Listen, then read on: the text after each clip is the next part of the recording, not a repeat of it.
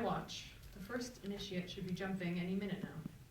The net waits beside me, wide and sturdy and lit from above by the sun. The last time I was here was last year's choosing day, and before then, the day I jumped. I didn't want to remember the feeling of inching toward the edge of the building, my mind and my body going haywire with terror, the awful drop, the helpless flailing of limbs, the slap of the net fibers against my arms and neck. You know, Lauren says, if you were up for some serious studying, we could use you in tech services. I say, if you're recruiting, you should talk to Zeke. He's much better than I am. Yeah, but Zeke doesn't know when to shut up, she says. We don't recruit for skill so much as compatibility. We spend a lot of time together. I grin. Zeke does like to surround himself with chatter, but that's never bothered me.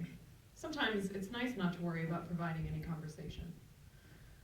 Lauren plays with one of the rings in her eyebrow, and we wait. The desire to make bold moves, to take drastic action, to commit themselves fully to whatever they decide to do.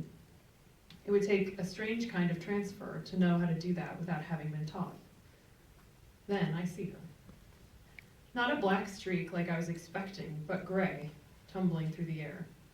I hear a snap of the net pulling taut around the metal supports, and it shifts to cradle her. For a second, I stare, amazed, at the familiar clothing that she wears. Then I put my hand out into the net so she can reach it. She wraps her fingers around mine, and I pull her across. As she tumbles over the side, I grab her shoulders to steady her.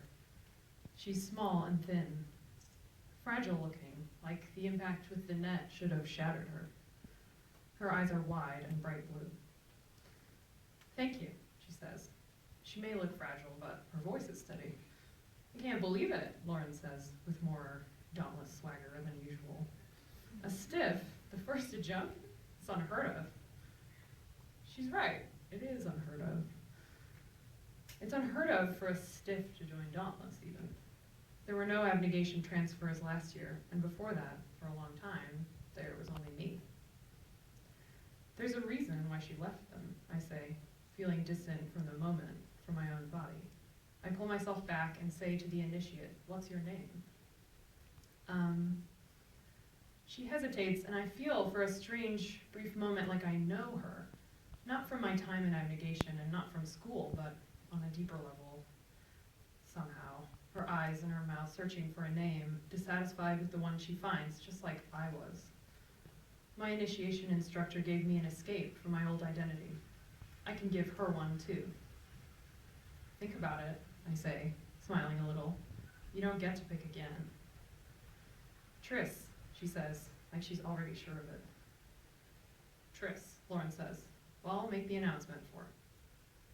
She's my initiate, after all, this transfer from abnegation.